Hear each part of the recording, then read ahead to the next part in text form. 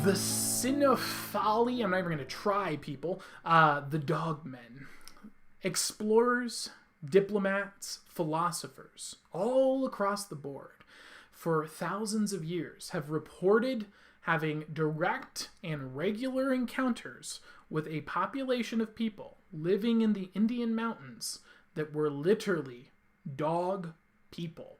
These are artistic renditions of them from that particular time period, and you can see that here on the right, as well as the formal one right here is another example of those. They are referenced not as a scary, mystical place, not as something bizarre or strange, but as a just group of people. They were known for wearing the skin of wild animals, and their main source of living was that they hunted for their food. There was a population that was documented. Someone went there, negotiated with them, talked to them, did a population count. There's roughly 120,000 of these people.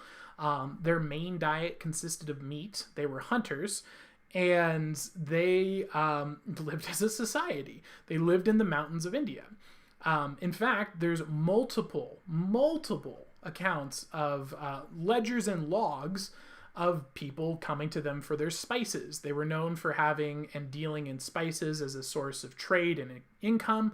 However, they did have a bad reputation because they, while they were great at dealing with spices, they weren't known for being very trustworthy, and they were very dangerous. They would get angry and attack people sometimes. And there's even accounts of the dog people getting hungry and eating the person who was trying to buy spices for them. There's even accounts by philosophers of their religious beliefs. They apparently worshipped an ox god, and they would wear iron armor into battle. So this is like a group of intelligent people that existed that were just dog people that are recorded throughout history. It gets even weirder though, guys. Your videos are amazing. Well, thank you very much, Zane the Elf. This is where it gets even more bizarre. St. Augustine himself, if you're not familiar, fantastic book. One of the best books written, honestly, is Confessions by St. Augustine. And he isn't thinking about them in the sense of, are they fake or real? He was asking himself, since dog people exist and they are real, are they people or are they animals? Should we be trying to save them as Christians or not? That's when things get even more bizarre. This story is just filled with insanity. A man named Saint Christopher, at the time not known as Saint Christopher, was a dog man. And he actually, coming from his ox religion, found that Christ was the true power and converted to Christianity. And he was then, upon his baptism, transformed from a dog man into a normal human, and was therefore declared a miracle and anointed as Saint Christopher. This picture on the right is a real image that exists in real Orthodox churches depicting Saint Christopher as his dog man form. In the Bible, these people are referenced and linked to Canaan in the New Testament. It's just so crazy. And you might be thinking, okay, well, this is just the Bible, and maybe I don't believe in that. Man, I'm not a Christian personally. I am, by the way, but maybe that's you. You're saying I don't believe this nonsense. Well, guess what? The Talmud, which is the Jewish books, reference the dog people. Chinese history references the dog people. Japanese history references the dog people. India references the dog people.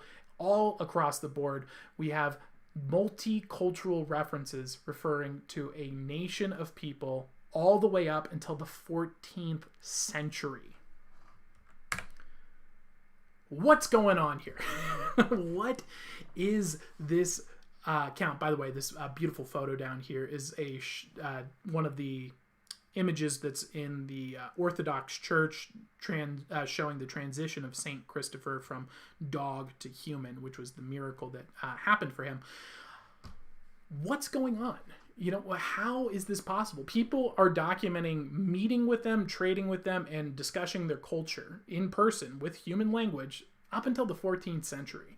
This is not like a cryptid. This isn't like the Bigfoot that lives off in the woods. No. This is like, oh yeah, we deal with the spice trade of the dog people. They're awesome. They're a little scary though. They're very aggro and great warriors. This isn't just happening in one culture either. This is happening cross-culturally. Multiple nations that didn't have connections or ties all are referencing the same group of people with the same traits and down to the same culture. So what are they? Who are they? And where did they go? That is the question that's on the table tonight. What do you guys think? What is your thoughts on this history's mystery? It is just bizarre. I don't know what to. It's so crazy that I can't imagine a realm of reality where this is real. But there's so much evidence to support the claim that it almost makes me think, maybe, what if this is actually real? What if there actually are or were dog people? You have the stories of werewolves. You have the stories of, which, by the way, werewolf narrative is actually specifically, they state, no, this isn't the werewolf thing. That's an urban legend. These are real people. They literally say these things. They're like, no, it's not a werewolf. This is a totally different thing. And it's just so bizarre because this has more historical evidence than a lot of our historical figures. George Washington has very few sources that cite him that are first account, like the people that visit this group. And we know George Washington was real. So it is a very, very strange phenomenon. It's depicted in the Orthodox Church. And if you're not familiar with the Orthodox, their faith and their dedication to Logos and the truth is so profound that they would rather die than try and spread falsehood. So the fact that they've committed it to art and creating a saint is a pretty big testament to the reality of these dog people. But what do you think? Let's hear in the chat. Let's see what you guys think. Michael says, you're the best YouTuber ever. Well, thank you very much, Michael. I agree. And I think they got locked and turned into dogs. Ooh, interesting. Whoa. Oh, that's a mind-blowing theory. Zane, the elf, coming in with a crazy theory. What if dogs are the slave versions of these dog people? They were turned into what we now have as domestic dogs. Oh, that would be a crazy. That is a crazy concept. But man, where did they go? They became our pets. Why are they man's best friend? Because at one point they were men. I think Zane the Elf just blew the case. Oh my gosh, I think you just added to the lore of the Dogmen. Zane the Elf, heck yeah. Naz chiming in with woof woof. By the way, just before we move right on to the next topic here, just wanted to show you these photos one more time. This is an artist rendition from thousands of years ago of the dog people. This is another more recent rendition. This is, I think, in the 12th century, if I'm not mistaken, showing them conversing, dressing, and dealing in trade of spices. And then finally, there is the, of course, the Orthodox depictions, which are still in Orthodox churches to this day, which you cannot see. I know about this, and you're actually an alien. I am not. No, I'm definitely not an alien, Evil Owl. But thank you. Thank you for appreciating who I am and thinking that that made me alien-like.